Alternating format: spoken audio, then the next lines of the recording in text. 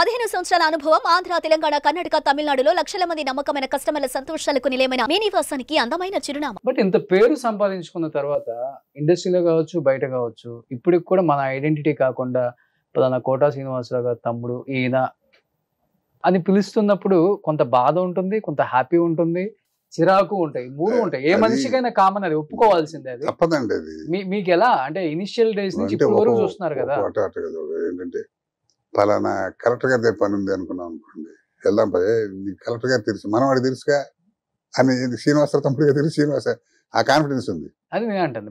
కానీ ఏంటంటే ఆడి తమ్ముడు రా అనేది అంటారు, మరి తప్పదు. అది వాయిస్ పెట్టకున్నది ఎందుకు లేదు అంటే తప్పదండి. దాని మంచి నాకేంటంటే నాకన్నా ముందు నా శ్రీనివాసరావు బ్రదర్ గ్రామర్ వెళ్ళిపోద్ది.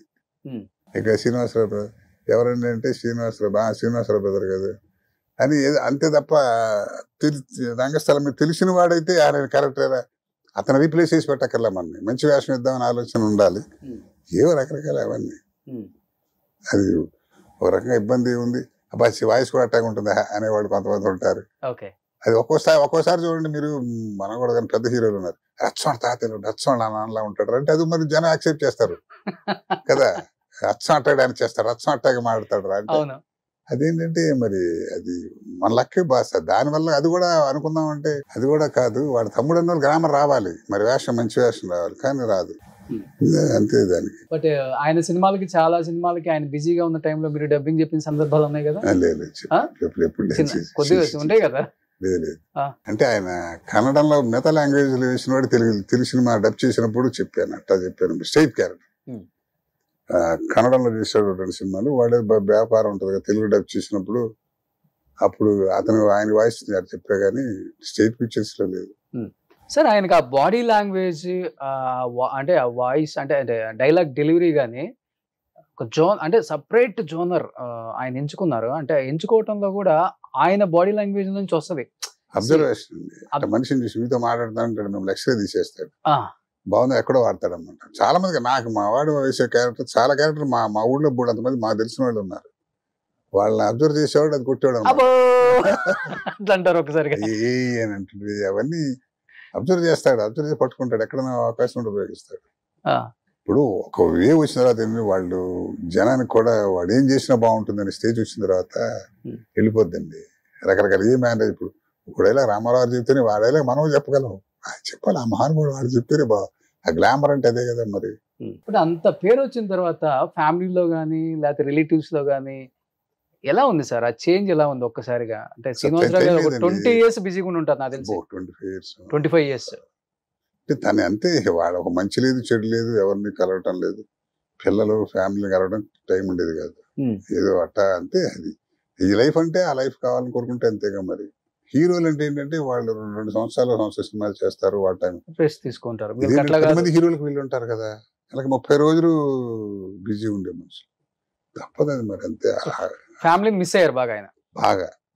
ఏం చేస్తున్నారు పిల్లలు ఇప్పుడు?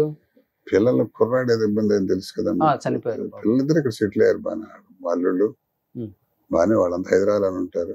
2 అమ్మాయిలు కదా? 2 అమ్మాయిలు. పిల్లలిద్దరు వాళ్ళు హౌస్ వైఫ్ గానే ఉంటారు. కుర్రాళ్ళు ఇద్దరు, ఒక ఆయన సీఏ, పెద్దలు సీఏ, రెండో అతను బ్యాంక్ ఆఫీసర్. బాగానే వాళ్ళు హ్యాపీ. ఇప్పుడు కొడుకు పిల్లలు ఏం చేస్తున్నారు? కొడుకు పిల్లలు 2 అబ్బాయిలు అనుకుంటా కదా. పెద్ద మనవాడు ఇంజనీరింగ్ అయిపోయి ఎంటెక్ చేస్తున్నాడు, రెండో అతను బీటెక్ చేస్తున్నాడు. పిల్లలు పైకి వచ్చారు. మంచి ఇంటెలిజెంట్ పిల్లలు మనవాళ్ళు. ఎవరైనా వస్తున్నారా యాక్టింగ్ లోకి? లేదు, అస్సలు లేదు. వాళ్ళు మా శ్రీనివాసరావు అబ్బాయి రావాలని ఇప్పుడు వాడే వస్తాడు అనుకున్నాం, పాపం తప్పు కొట్టింది. చేశాడు, 2 సినిమాలు చేశాడు. అవును చేశారు. అప్పుడు కూడా ఏదో బ్యాడ్. చాలా ఇయర్స్ పట్టింది కదా అన్నయ్యకి బయట పడ్డా. మర్చిపోయానులేండి ఆ గొడవలు. ఇప్పుడు కూడా ఆయన బయట పడలా. మనం చెప్తాం కానీ తను తప్పదుగా, మరి అనుభవించాడు తెలుస్తుందని. మనం ఏమిదయా మర్చిపోంటాం కదా, అది మరి జరిగేది కష్టం. ఇప్పుడు మా బాయ్ మీకు కాఫీ ఇచ్చినాక అంటున్నారు, కోటా శ్రీనివాసరావు గారు ఇప్పుడు మళ్ళీ హెల్త్ బాగుంది అనుకుంటా sir, but tip top ready వచ్చారని. ఇప్పుడు ఆయన వాళ్ళ తమ్ముడు కోటా శంకర్రావు గారు అంటే లేదు సార్ ఆయనే సార్, నేను మీతో మాట్లాడేటప్పుడు నేను విన్నాను కదా వాయిస్ కూడా అని అంటున్నాడు. భయాలు ఎక్కువ ఉండేది పూర్వం. ఏంటంటే ఫ్యామిలీ పరంగా కూడా కాస్త ఏదో హాయిగా ఉన్నాడు. ఆ సినిమా రంగంలోకి వెళ్ళి ఆ వ్యామోహంలో పడి పాడిపోతాడేమో భయం. ఎంకరేజ్మెంట్ తక్కువ. ఎక్కువ అమ్మాయిలతో తిరుగుతారన్న భయం ఉండేది అప్పుడు కదా.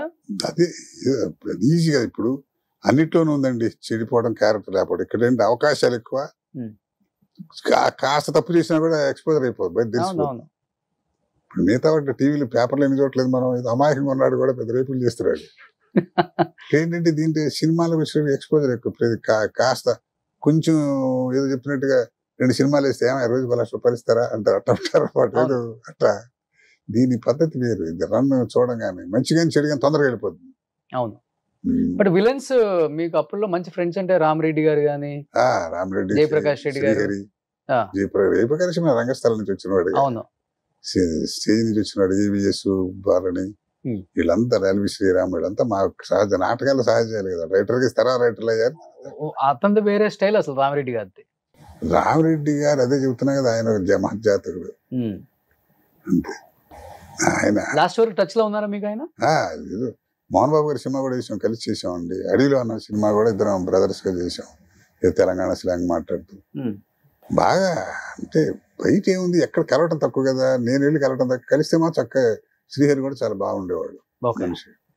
ఇప్పుడు ఏమండి అని ప్రపంచంలో ఏమయ్యా అనుకునే ఈజీగా మాది, అందరూ ఒకటి ఏజ్. తర్వాత కుర్రాళ్ళకైతే మేము పెద్దవాళ్ళం, కానీ మనలో రామిరెడ్డి, భారణి, ఎల్వి శ్రీరామ్, తర్వాత దివాకర్ బాబు, రెడ్డి దివాకర్ బాబు. మేమంతా ఎందుకు సార్ రామరెడ్డి గారు చనిపోయింది తెలియదు ఎవరికి అసలు? ఆయన చనిపోయిన క్యాన్సర్ అన్నారు మరి. ఓకే, ఏంటో మరి మంచి ఆరోగ్యవంతుడే. మరి ఆయన శ్రీహరి మాత్రం ఏంటండి అది అసలు ఎట్లాంటి బాడీ అవుతుంది. షాకింగ్ న్యూస్ అందరికీ. అంటే ఏవో బ్యాడ్ ఆరోగ్యం. వాళ్ళ ఫ్యామిలీ ఇక్కడే ఉంటున్నారా, రామరెడ్డి గారి ఫ్యామిలీ? వివరాలు తెలియదు నాకు అసలు. ఆ అమ్మాయి తెలుసు, శ్రీహరి భార్య ఆర్టిస్ట్, ఆవిడ ఓ సినిమా చేసాం ఆవిడతో ఎప్పుడు. అట్లా ఆర్టిస్ట్ గా ఆడుకుంది పరిచయం, కానీ ఎప్పుడు కలిసి సెలవు అంటామే తప్ప మనకి ఏముంటుంది. సో అప్పుడులో మీరు అందరూ మంచిగా కూర్చొని అదేం లేదులేండి. అంటే ఇప్పుడు అసలు ఇది వరకు ఆ రిలేషన్ ఉండేదండి. పలానావాడు ఆ ఊరి నుంచి వచ్చాడు, వాడికి అది ఇబ్బందులు ఉన్నాడు, పర్వాలేదు అని గోపాలరావు గారు అంటాడు కూడా, జాగ్రత్త అండి అయ్యా, జాగ్రత్తగా డబ్బులు అట్టా సలహాలు ఇవ్వటం. ఇప్పుడు అసలు రంగు దురుచుకున్న తర్వాత అసలు 5 నిమిషాలు ఎవడు ఉండట్లా. పైగా ఇప్పుడు అంటే మనకు కొంత ఏజ్ గ్యాప్ కూడా వస్తుంది. ఇప్పుడు కుర్రాళ్ళు ఉన్నారు అనుకోండి, మన కలుద్దాన కూర్చొని శంకరావు పెద్ద ఆయన తోసేస్తారు తప్ప కలవంగా ఏజ్ గ్యాప్ కొంత ఉంటుంది. ఇద్దరు సామూహికంగా కూర్చోటాలు, మాట్లాడుకోవటాలు ఇప్పుడు ఎవరికి పోతాయి కదా, ఎవడు కావాలి. అందరూ ఒక చెట్టు కింద కూర్చొని తినేవాళ్ళు. అప్పుడు ఈ కార్వాన్లు వచ్చిన తర్వాత అసలు పోయింది. ఎవరికైనా షార్ట్ యాక్సిడెంట్ దాంట్లో కూర్చోటాయి కదా, ఇద్దరికంటే అందరూ చోట పట్టుండేవాళ్ళు, ట్రాక్ ఆడే బ్యాచ్ మాటలు చెప్పేవాళ్ళు. ఇప్పుడు అసలు అదేంటో అంతా పోయింది సార్, కల్చర్ మారిపోయింది. మంచి భోజన ప్రియులా మీరు కూడా? బాగా విపరీతం. అన్నయ్య మీరిద్దరు?